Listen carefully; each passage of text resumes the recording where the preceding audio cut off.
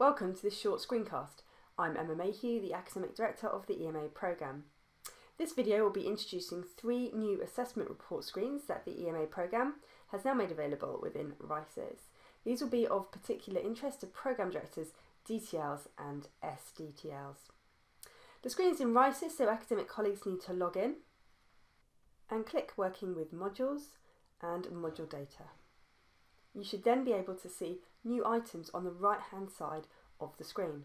I want to start with the third option listed here, Module Calendar Report. This is a heat map showing the intensity of assessment submissions across the university or within a department. So here I'll leave the option All Department or Subjects and press Run Report, and then I can scroll down on my page and see what this heat map looks like for the whole university. It indicates the number of modules which are scheduled to submit work across the year, with lighter colours here representing less modules and darker colours representing higher numbers of modules due to submit on any particular day.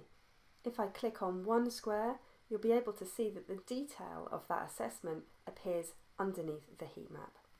This data can be drilled down to a school or departmental level. So if I go back to the previous screen and choose English Literature within the School of Literature and Languages,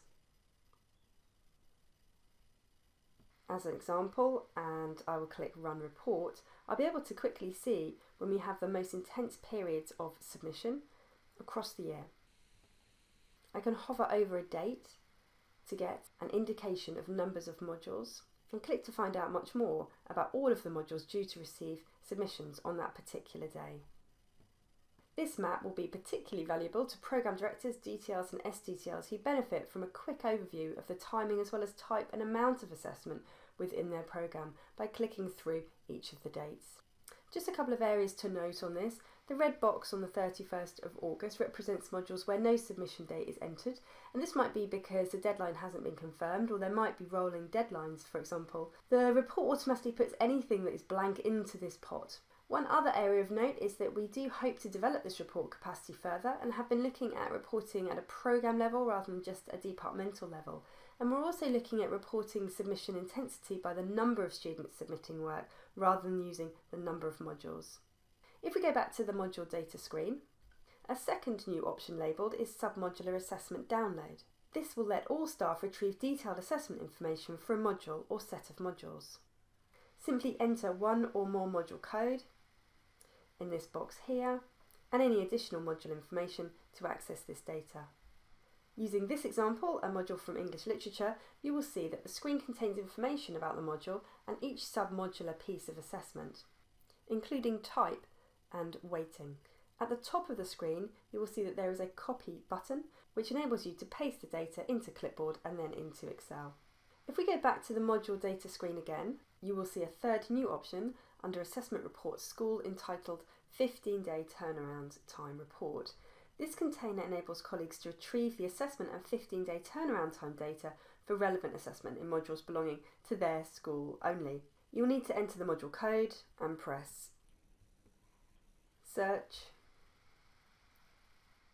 This generates a screen similar to this one, so you'll be able to view the module code, the name, convener and markers.